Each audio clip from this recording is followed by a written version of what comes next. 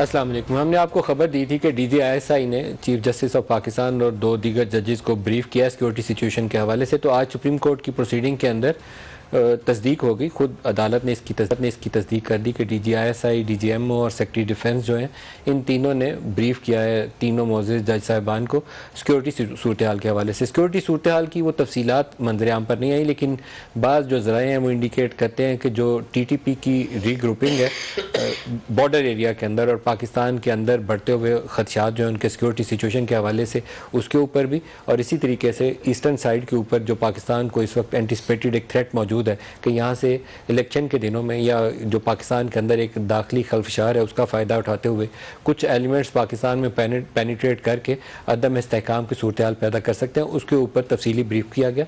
और फिर एक हमारी इतला ये थी कि इलेक्शन एक ही दिन हो, इसकी भी तजवीज़ दी गई।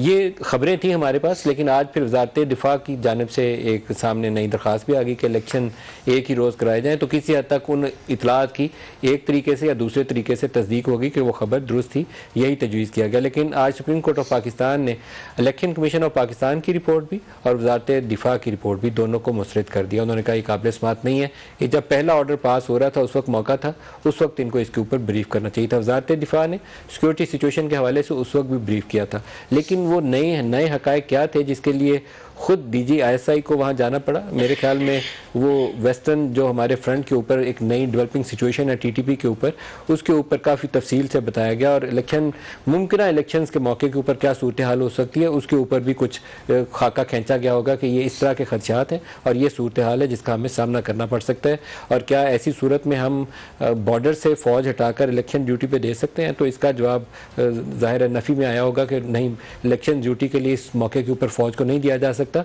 अगर रिजर्व्स के अंदर मौजूद लोगों को बुलाना हो तो उसके ऊपर गुज़श्ता रोज़ जनरल गुलाम मुस्तफ़ा ने हमारे इसी प्रोग्राम में जिक्र किया कि उसके लिए कम अज़ कम 1 महीना उन लोगों को ट्रेनिंग देनी पड़ेगी, तरबियत देनी पड़ेगी।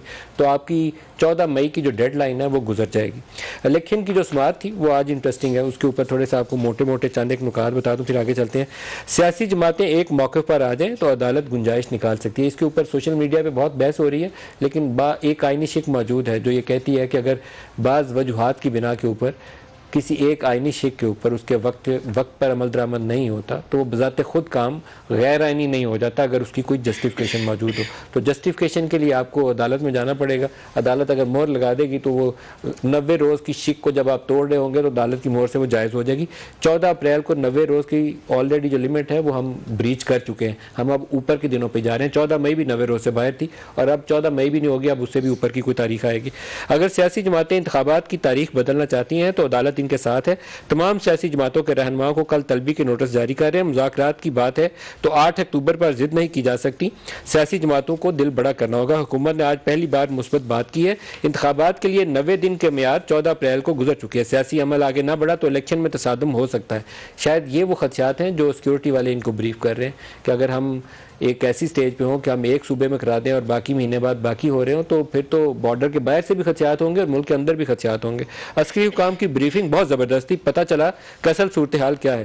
केस के दौरान कोई ब्रीफिंग देने ना आया, अदालत फैसला दे चुकी है, केस का फैसला आ चुका है, अब पीछे नहीं हट सकते। अगर इंतखाबात के लिए फंड फ्राहम ना किए गए तो संगीन नताइज आ सकते हैं। ये संगीन नताइज वाला जुमला जो है ये आप मखसूस रखिए, ये काम आएगा। अगर अदालत ने एक स्टेप आगे जाना हुआ तो शहबाज शरीफ और उसके 3 या 4 वज़रा जो हैं वो कटहरे में खड़े होंगे कंटेम्प्ट में। संगीन नताइज इसके यही हैं, लेकिन वो स्टेज अभी आई नहीं है, वो बाद में। माजी में दहशत गर्दी के दौरान भी इलेक्शन हुआ, चीफ जस्टिस के रिमार्क्स। कौन गारंटी देगा कि 8 अक्टूबर को हालात पुरअमन होंगे, क्योंकि जो इलेक्शन कमीशन ने कहा कि 8 अक्टूबर को करा दें, तो सवाल तो बिल्कुल जायज़ है कि 8 अक्टूबर की क्या शर्त है और क्या गारंटी है कि उस वक्त सब कुछ अच्छा होगा और आप आएंगे और इलेक्शन करवा दिए जाएंगे।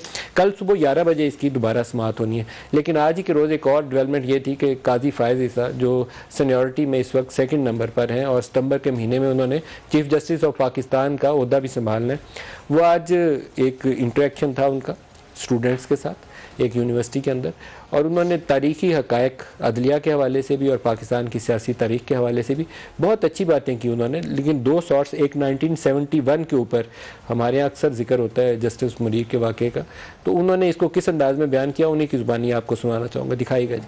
पाकिस्तान टूट गया दिसंबर 1971, अचानक टूटा नहीं, जस्टिस मोहम्मद मुनीर ने इसका बीज बोया। उसके बाद जो अगले सदर थे गुलाम इसाक खान, उन्होंने भी 58(2)B का इस्तेमाल किया। थोड़ी सी मुझे शर्मिंदगी भी होती है, सुप्रीम कोर्ट सराहती चली गई।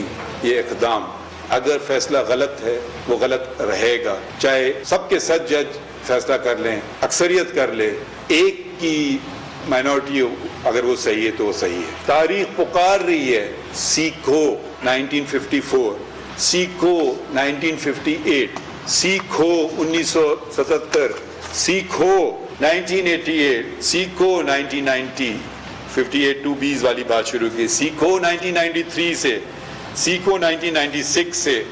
तारीख कितनी दफा में सिखाएगी? 7 सबक तो दे चुकी है। ये बिल्कुल दुरुस्त बात कही उन्होंने। पहले एक मौका था कि मार्शल्लाओं ने हुकूमतें गिराई, फिर मौका था कि जो प्रेसिडेंट होता था वो इस्टेब्लिशमेंट के साथ मिलकर वज़ीर आज़म को निकालता था। फिर अब वो स्टेज आ गई है कि जो जुडिशरी है वो इस्टेब्लिशमेंट से कुछ ऐसा मामला कर लेती है कि वो कभी एक वज़ीर आज़म को फांसी पे चढ़ा दिया, एक वज़ीर आज़म को पनामा वाले मामले में अकाउंट रिसीवेबल के ऊपर निकाला नवाज शरीफ को, एक को यूसुफ रज़ा गिलानी को कॉन्टेम्प्ट एक लेटर ना लिखने पर निकाला, और एक और लाइन में अभी खड़ा है, उसका मुस्तकबिल आइंदा चंद रोज़ में तय हो जाएगा। 184(3) जिसके तहत ये बहुत ज़्यादा तनाज़ा सामने आया कि 184(3) के अंदर इसको एंटरटेन करना चाहिए था या नहीं करना चाहिए था। काजी फायदी साहब उसके ऊपर क्या कहते हैं? आइन में 103 को आमतौर पे स्यूमोटो कहते हैं, मगर स्यूमोटो का लफ्ज आइन में इस्तेमाल नहीं किया गया है। 184(3) की जो बात होती है ना, सुप्रीम कोर्ट को देती है। 184(3) शुरू होता है सुप्रीम कोर्ट, उसमें ये नहीं लिखा है सीनियर प्यूनी जज चीफ जस्टिस कि ये इख्तियार सिर्फ सुप्रीम कोर्ट। आपने बात की हमारे दोस्तों की, उनकी राय ये है कि सिर्फ चीफ जस्टिस ये इख्तियार इस्तेमाल कर सकता है। आपने दूसरी बात की मास्टर ऑफ द रोल, आइन ये नहीं कहता है। अगर कहता है तो मुझे शिक बता दीजिए। सुप्रीम कोर्ट का मतलब 184(3) में ये है तमाम जजेस और चीफ जस्टिस मुश्तरका तौर पे। सबसे बुरी चीज जो मैं समझता हूँ वो तकब्बुर है, और तकब्बुर के बाद अना है। जब आप किसी ओहदे पे बैठे हैं तो आपके पास अना नहीं होना चाहिए। जिस दिन मेरी अना आ गई तो मैं फिर जज नहीं रहूंगा। बहुत अच्छी बातें की हैं। आई होप कि जब ये चीफ जस्टिस ऑफ पाकिस्तान बने तो जो आज इन्होंने इजहार ख्याल किया, अपने आप को उसी कन्फाइन के अंदर अपने आप को महदूद रखें। जो आइन और कानून कहता है ना उससे बाहर निकलने की गुंजाइश है, ना किसी जज को निकलना चाहिए। जो हमारी तारीख है जिसमें से इफ्तिखार चौधरी साहब, जस्टिस मुनीर तो बहुत पीछे चले जाएंगे, रिसेंट पास सिर्फ देख लें, इफ्तिखार चौधरी साहब, आसिफ खोसा साहब, साकिब निसार साहब, इवन मौजूदा चीफ जस्टिस 63A का फैसला, और ये जो अब वाली उन्होंने 184(3) के अंदर पिटीशन उठाई हुई हैं, इससे अपने आप को बचा के रखना जज का इम्तहान है। वो सियासी तनाज़ा से बचा रहे तो जज है बहुत बड़ा है, लेकिन आपने आपको कहीं एक तरफ भी एसोसिएट कर लिया और उसके ऊपर सवाल उठ गया तो फिर अदलिया की जो तकरीम है, वकार है, उसके अंदर फ़र्क आ जाता है। 63A अभी तक बहुत मुतनाज़ा फ़ैसला है। चीफ जस्टिस को जाते जाते अपने उस रिव्यू के अंदर उस चीज़ की इस्लाह करनी पड़ेगी, क्योंकि मौजूदा क्राइसिस की बुनियाद वही है जिसको कहा गया था कि it amounts to rewriting of the constitution. Chief justice of Pakistan को जाते जाते उससे निकल जाना चाहिए।